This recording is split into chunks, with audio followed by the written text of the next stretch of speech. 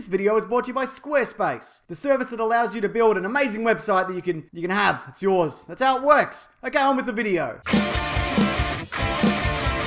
Doctor Strange, like all Marvel movies, is jam-packed with Easter eggs, references, and cameos relating to the Marvel Cinematic Universe and various comic book materials. So we're going to get stuck into spells and magical items ripped straight out of the books, characters both villainous and not, locations, what the post-credits sequences mean for the future of Marvel, as well as what we might be getting in the inevitable Doctor Strange follow-up. Also, as always, we'll be giving away a loot crate. Believe it. But that happens at the end. You know what? You can skip to it if you want. Here's the time code. I don't care. Okay, let's start with the magical items and spells. Namely the ones Doctor Strange uses. Pretty much everything seen and done is a reference of some sort to the comics. Sling rings exist to open portals to different locations on Earth, as well as into other planes of existence, like the mirror dimension. The cloak of levitation allows levitation. It's said to be semi-sentient in the comics, though this incarnation seems fully self-aware. We get some clues as to its powers, such as blocking magical and non-magical attacks, but it's also said to be able to mimic the look of everyday clothing, but we didn't see that at all. It just looked like a cloak 100% of the time. The Eye of Agamotto Strange wears is capable of fracturing and altering time. It's also revealed to be an Infinity Stone, but we'll talk more on those and what they mean for the future in a bit. It's never mentioned by name, but his main form of offense looks to be the Flaming Whip, and this defensive measure are referred to as Mandalas of Light. This looks to be a variation on the Vishanti Shield of Personal Defenses, or the Mystic Shield, or the Seraphimic Shield, or the Unscathable Shield of Seraphim, or the Bright Shield of Seraphim, or the Great Shield of Seraphim, or the Grim Shield of Seraphim, or the Many Shield of Seraphim. He has a lot of shield spells. The thing is though, this movie only scratched the surface of Doctor Strange's comic book abilities. We'll definitely see a ton more in follow-up films. Wong is seen to be holding the Wand of Watum that can be used to gather, multiply, and enhance mystical energies. The Book of Cagliostro is used by both Strange and Caecilius, and it's a collection of ancient and mystical knowledges stemming from an 18th century Italian sorcerer of the same name. Other writings referenced or seen include the Book of the Invisible Sun, Astromia Nova, Codex Imperium, Key of Solomon, and the Vedic Sanskrit, which all probably do amazing things, but who cares? This video is going to be long enough already. Caecilius' followers use the daggers of Davaroth, seen as physical blades, unlike the comics in which that's a magical spell. I didn't actually catch it in the film, but the Dark Sceptre appears in the Doctor Strange prequel comic and is definitely located in the New York Sanctum Sanctorum. Dark Force was apparently to appear in the film, and we have seen that in other Marvel properties like Agent Carter, but it's never mentioned by name. Presumably, it's the energy drawn from the Dark Dimension, such as what's being used to keep the Ancient One not so ancient. In the various Sanctorums, there's a stack of magical items, including what looks like the Black Knight's helmet. The Staff of One is seen. Mordo is in possession of the Vaulting Boots of Valtor, named after a Marvel deity, as well as the Staff of Living Tribunal, which isn't really a thing in the comics, but the Living Tribunal is. He's the physical embodiment of the multiverse and acts to safeguard it with powers beyond that of pretty much every character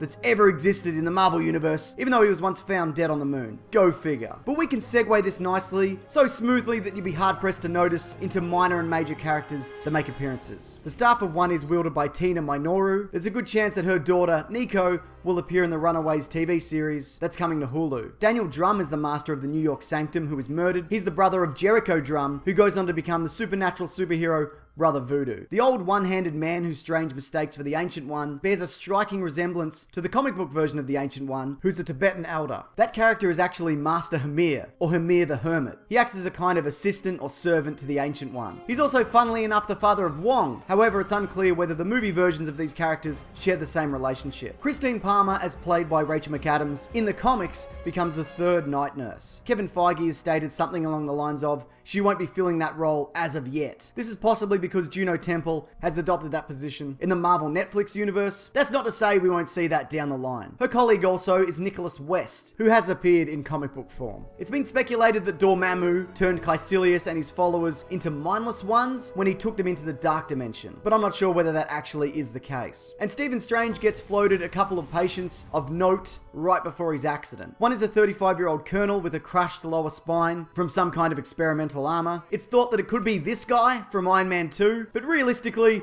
he was probably twisted in half and is dead. Plus, and I might be wrong, I thought I saw the Avengers Tower at the beginning of this movie, placing the opening act well after the events of that film, at least 2012. It's thought that it might be Rhodey, but the filmmakers have come out and said that it's supposedly not him. I mean, it would make sense if it was. Colonel, back injury, experimental armor, That being said, Rhodey ain't 35, he's like closer to 50. The other patient mentioned is a 22-year-old woman with schizophrenia who has an electronic implant in her brain who was struck by lightning. It's a lot of stuff going on at once. There doesn't seem to be anyone in the comics that matches that exact description. Thought maybe the new origin of Captain Marvel? Who knows? I don't know. Maybe you do. You probably don't, but that's okay. Dormammu makes an appearance as a giant face. Interestingly, the voice actor is not credited, but the face is that of Benedict Cumberbatch. That was done because it was thought Dormammu would have no use for physical form in his dimension, and he replicates the look of Strange in order to communicate. We also see Stan Lee riding on a bus, reading the Doors of Perception, a piece of writing that explores the effect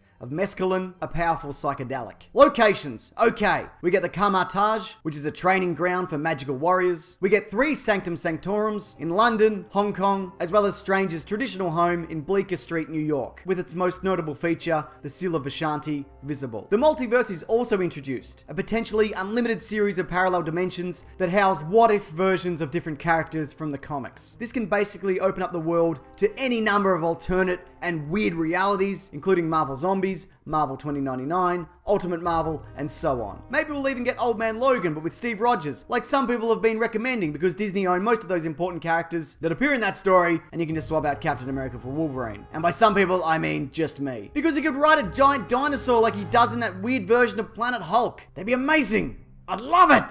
Okay, let's talk about some of the Marvel comics this draws inspiration from. The main ones of note are his origin story, which pretty much matches up with what we saw. Arrogant surgeon, smashed hands in a car accident. Actually, in some versions, I think he's drunk. Not here though, he's texting and driving. A horrendous accident that, you know, some of the kids can relate to. We also get his astral form, watching over his own surgery, which appears to be taken directly from The Oath. The Oath's great also. If you haven't read The Oath, you should bloody read it. Get into it. The Wi-Fi password Shambhala could come from the comic Into Shambhala. And of course, all the interdimensional visuals are very reminiscent of Steve Ditko's art, acting as a really great live-action representation. But let's look to the future of the Marvel Cinematic Universe. At this point, we've seen the Time Stone, Space Stone, Mind Stone, Reality Stone, and Power Stone, with only the Soul Stone left to show up before or during Avengers Infinity War. James Gunn has stated that we won't be seeing any of them in Guardians 2. What? And I'd say it's fairly unlikely that it'll appear in Spider-Man Homecoming, so Thor Ragnarok is the most likely candidate. Which of course brings us to the mid-credits scene that was actually directed by Taika Waititi and leads directly into his film, Thor Ragnarok. Loki and Thor are looking for Odin because presumably Loki cast him down to Earth as he sits on the throne of Asgard and he's some kind of crazed homeless man, potentially unaware of his full backstory. I'm presuming they need Odin to stop all the Ragnaroking that's gonna happen. Look, I'm not 100% sure on what direction the story will take. We haven't seen that much of it, but it looks to be a combination of Ragnarok, the Lost Gods storyline, and Planet Hulk. Also, Strange is wearing gloves whilst he gets Thor drunk, which he traditionally does. Not the getting Thor drunk, the gloves thing. Though, you know, realistically, he's probably done both. In the final post-credits scene, Mordo appears to be traveling the world, taking out sorcerers because there's too many sorcerers. But hey, idiot, you're also a sorcerer. This reflects his fall from grace in the comics, but there's also an added layer of motivation here, which I liked, as opposed to him just wanting to be real good at evil magic. He'll no doubt play a major role in the sequel. As for when we'll see Doctor Strange next, he'll definitely be showing up in Avengers Infinity War, along with Benedict Wong's Wong, but in the sequel, Scott Derrickson is keen to introduce Nightmare and the Nightmare Realm. Also, it'll be interesting to see whether we'll be getting a World War Hulk film down the line. Strange plays a massive hand in pissing off the Hulk, and he actually helps send him away in order to keep the world safe. Seems as that is now something he considers his job. Maybe we will see some variation on the time he helped shoot Hulk into space, even though the Hulk is already in space. Maybe he goes to space twice. Okay, before we give some stuff away, I gotta mention the sponsor of this video, Squarespace. That's how it works. You can't take the money and then not say anything. Anyways, when you sign up for Squarespace, you get a custom URL in addition to a collection of amazing and easy to use templates. And I say easy to use, but even if you're like, this is hard, I don't get it. Well, luckily there's 24/7 customer support available, which is a fantastic service they provide. Now you can start your free trial at squarespace.com/Mr. Sunday Movies and enter the offer code SUNDAY for 10% off. That's 10%. With a T! Okay, let's give away a loot crate. If you're this person, just private message me these details on my channel, and it's all yours. And if you want to win next week's box, just leave any comment below. Could be on your favourite Easter egg reference or cameo, what you want to see in the next Doctor Strange movie, or even something of significance that I've missed. Also, if you're keen, this Monday on my podcast, The Weekly Planet, we're doing a spoiler-heavy look at Doctor Strange and how it compares to other stories in the MCU. That's linked below, along with a bunch of other crap. Patreon, t-shirts, some videos you might want to watch. Actually, you can click those there. Even if you're on mobile, they work. I don't know how. But thanks for watching this. I appreciate it. Take care.